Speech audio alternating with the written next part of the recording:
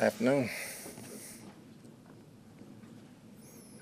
We didn't see Tristan out there while we were out there. How's he doing? He's dealing with a toe issue right now, so we'll see how he's doing later in the week.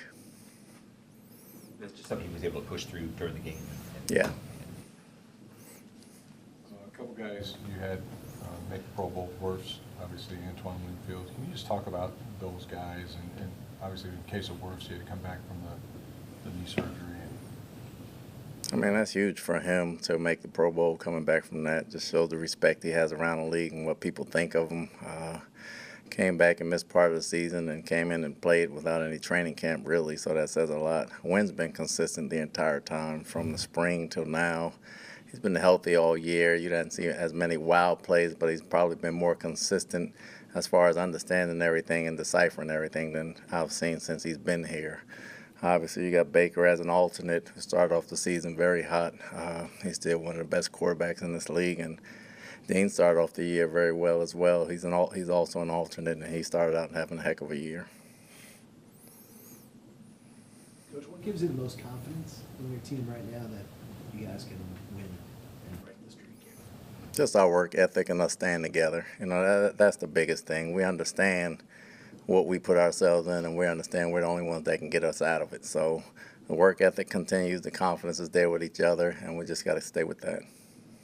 Todd, in the fourth quarter on a Sunday, game's close in the balance, and 7 penalties in the fourth quarter. 1 was declined on Morrison. How do you explain that? How frustrating is it, and how upset are you about that? No, it's frustrating, obviously. Any penalty is frustrating, but to get 7 in the fourth quarter, you don't give yourself a chance. You shoot yourselves in the foot, and we got to correct that. Per man, per person, per coach. We got to make sure that doesn't happen. Are you shocked that that could happen this late in the season? I'm shocked that it did happen. I'm not shocked that it could happen. I'm shocked that it happened to us because we've been fairly decent with that the whole year. We've seen this team play at such an elite level, and there's clearly no shortage of talent in the building. Do you feel like there's maybe a little bit of an inconsistency issue with the level of playing? Inconsistency with some of the things we're doing consistently, be it penalties, MEs, or misplays come overall. So that comes with losing. So we got to make sure we correct that. Todd, you guys have talked for weeks about playing with urgency, playing with immediacy. Do you think, I mean, for all the losses you've taken, everything is still in play for you. Do you think the reality that you could get eliminated Sunday, does that carry more weight? Do you think that could be a spark that hasn't been there for your guys? The reality has been there with us for the past few weeks. We just got to play mistake-free football, and we can't worry about losing. We got to play to win. Why do you think Mayfield's play has dropped off a little bit, Todd, especially in terms of turnovers? He only had 2 picks in the first 9 games, and now he's got, I think, 6 in the last 6. What's going on there? Kind of picked up a little bit. A few times he got it out a little early and got a little antsy. A few times the protection broke down. A few times it was different route combinations, and we could have better play calling as well. So it's not just one thing that contributes to that or one guy. It's a combination of things that we got to stop. We know when we win the turnover battles, we usually win ball games. We didn't win the turnover battle, and the 2 in the fourth quarter the last 2 weeks are disheartening, and he knows that. We know that as an offense. We know that as a team. But everybody's got to do their part and do their job, and he'll be fine. What's the challenge facing Quinn Ewers? It'll only be his second start. What do you think? What's he bringing?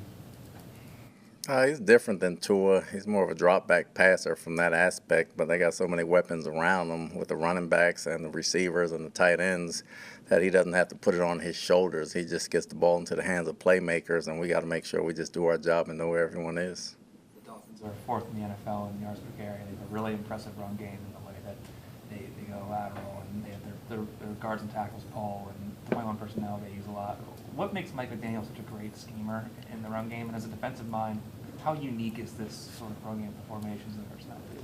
It's very different because they use a lot of different people and move them around. I mean, they can have the tackle out wide like a wide receiver. They can bring them in the backfield. They can have 3 running backs. They can have 3 tight ends. They can have 2 more tackles in the ball game. You just never know, and he does a great job of scheming it up to where everybody understands what they're doing, and he's probably one of the best at getting angle blocks and getting his running backs on the perimeter.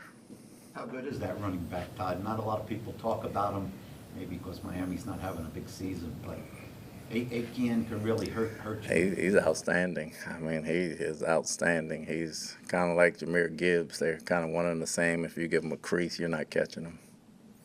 Todd, you've been in the NFL a long time. You know how it goes at the end. When a team is losing, there's that lot of pressure, outside noise. How much of that do you try to not listen to? I listen to nothing but music when I leave here. I made it a pact when I started coaching to never listen to anything else. So outside noise to me is just outside noise. It's the people in this building, what we talk about and what we do in this building. We've been through this before. We understand where we are. We just have to execute and play our game.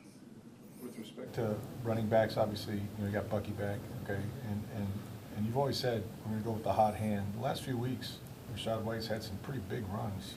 Hasn't had an extraordinary amount of carries. I know there's only so many in the game, but you ran it 30-something times last week. Is he not the hot hand if he breaks off a 40-yard run? He broke off one, and he should have got a couple more carries than that. I agree with that completely, but I think the game took a different turn, and, we substitute on offense how we substitute, but we got to make sure the guys that get the big runs ends up getting follow-up runs as well. Coach, you think you'll be watching the scoreboard at all during the game, knowing that the Seattle Panthers game means something? And if Seattle jumped out to a big lead, could that affect how you play the fourth quarter if you knew that they already won the game and you might rest a player or two? We control our own destiny. We're playing to win the ball game. We can't worry about what Seattle's doing. What's the greatest Christmas gift you've ever received and why? It's a hard question. I probably forgot more gifts than I remember. I think I was in the 5th grade. I got a black 5-speed Apollo bicycle. At that time, that was legendary. Did you wreck it? Of course.